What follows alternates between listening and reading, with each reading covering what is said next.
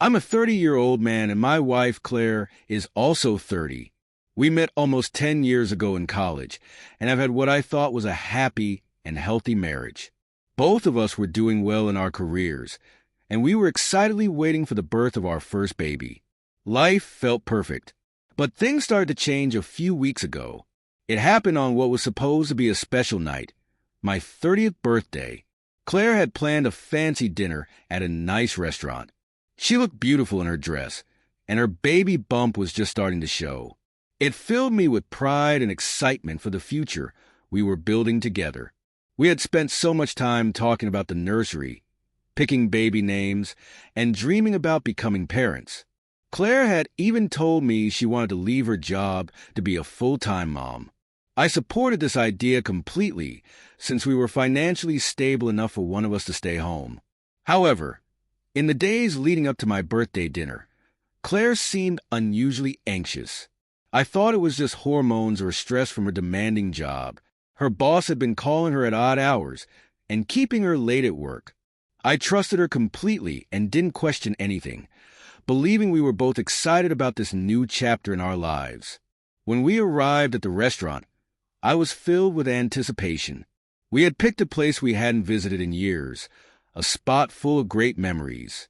But just as we started eating our appetizers, a man walked up to our table. He was dressed in a suit and holding a thick manila envelope. I was confused about why he was coming to us, but Claire immediately tensed up. Her eyes were fixed on the envelope like it was something dangerous. The man asked, "Are you Claire Adams?" Claire hesitated for a moment before nodding quietly. Her face showed pure dread, and I felt a chill watching her reaction. The man placed the envelope on the table and said, "You've been served. You are required to appear as a witness in the divorce trial of John and Emily Saunders." Then he turned and walked away, leaving me completely stunned. I looked at Claire, expecting her to laugh it off or say it was some kind of mistake. But she just sat there frozen, her eyes wide and her hands trembling as she stared at the envelope. I urged her to open it, my concern growing with every second. With shaking hands, she reached for the envelope. She tore open the envelope, her face going pale as she read its contents. It revealed that her boss's wife, Emily, had made accusations against several women at the office, saying they were involved with her husband.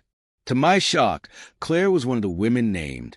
Emily suspected her husband of cheating and accused Claire of being one of the women involved.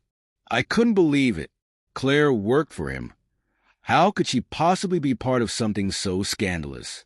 Claire shook her head, avoiding my gaze, and insisted she didn't know what the accusations were about.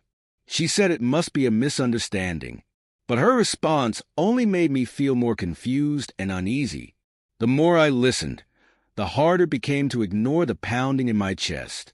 I desperately wanted to believe her, especially since she was pregnant and we were building a life together.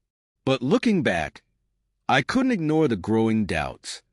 The long hours she worked, weekends spent at the office. It all started to feel suspicious. As we drove home from the restaurant, the silence between us felt heavy.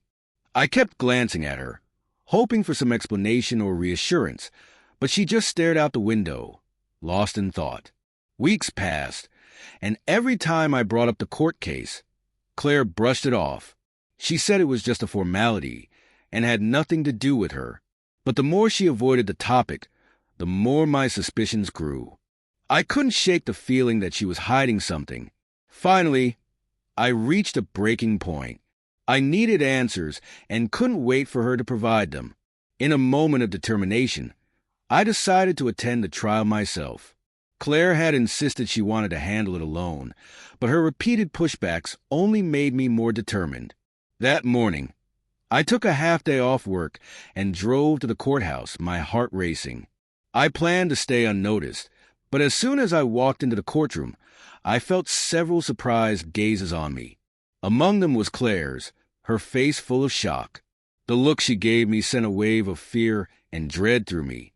I sat down in the courtroom, the weight of the situation settling in my chest. The air felt thick with tension, and I couldn't shake the feeling that I was about to uncover something devastating. The case moved faster than I expected. It became clear there was a lot more going on behind the scenes than I had imagined. The main issue was infidelity, a claim being pushed by Emily, who had taken a very aggressive stance against her husband. The atmosphere in the courtroom became tense when Emily revealed that she had hired a private investigator to gather evidence. What followed were shocking and embarrassing revelations. The evidence included photographs and videos that clearly showed 3 women in compromising situations. As the judge went through the evidence, it became clear that Claire was the only one from her office involved. The other 2 women were part of the couple's social circle. When it was time to testify, the mood in the courtroom changed dramatically. Each of the 3 women was called to speak about their relationship with Claire's boss. Graphic details came out as they described their involvement, painting a picture I was completely unprepared for. The air was thick with emotion. Claire sat nearby, answering the judge's questions with tears running down her face. My heart sank as I watched her pain. The reality of our crumbling relationship hit me like a tidal wave. The judge asked many detailed questions about hotel stays, times, and dates. Every time Claire confirmed something, it felt like a dagger to my chest. But nothing could have prepared me for the next revelation. When the judge asked if Claire was the person in the photographs, Claire hesitated. Her voice trembled as she admitted it was her. In that moment, it felt like the ground disappeared beneath me, shattering everything I thought I knew. I couldn't believe what I was hearing about our life together. Then came the worst moment of all. A video was played, one that only Claire and the judge could see. I watched in horror as Claire broke down, unable to handle what she was seeing. She sobbed uncontrollably and finally admitted that she was in the video with her boss. The judge's voice cut through my shock, asking Claire if she recognized herself in the video. After a long pause, she quietly whispered yes. Hearing her cry out my name, her face twisted in horror, and her voice pleading for me to let her explain, felt like a knife twisting in my heart. Overwhelmed with emotion, I stood up. My legs were weak and shaking from the rush of adrenaline. I couldn't listen anymore. I turned and walked out of the courtroom, each step echoing in the silence. Claire's desperate sobs and pleas faded behind me as I pushed through the doors into the cool air outside. Weeks later, I sat at the kitchen table, trembling as I opened the sealed envelope with the test results. My heart sank as I read the words. The probability of paternity is 0%. A numb silence filled the room. The baby? I had dreamed about the family I wanted, but it was never meant to be mine. It felt like I had been living a nightmare. With a heavy heart, I drove back to our house and found Claire sitting on the bed. Her eyes were red and swollen from crying. She looked up at me, a flicker of hope in her gaze. Without saying a word, I threw the paternity results onto the bed. My voice was flat as I said, "It's not mine." Her face crumpled as she buried it in her hands, sobbing. Claire pleaded with me, apologizing through shaky breaths and reaching out for me, but I stepped back, shaking my head. "No, Claire, it's too late. You lied to me. You betrayed me. You expect me to forgive you and raise another man's baby."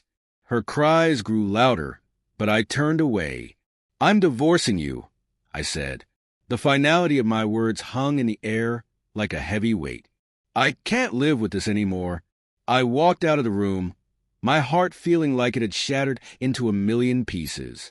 Outside, I broke down for the first time in weeks, crying uncontrollably as the reality of my situation hit me.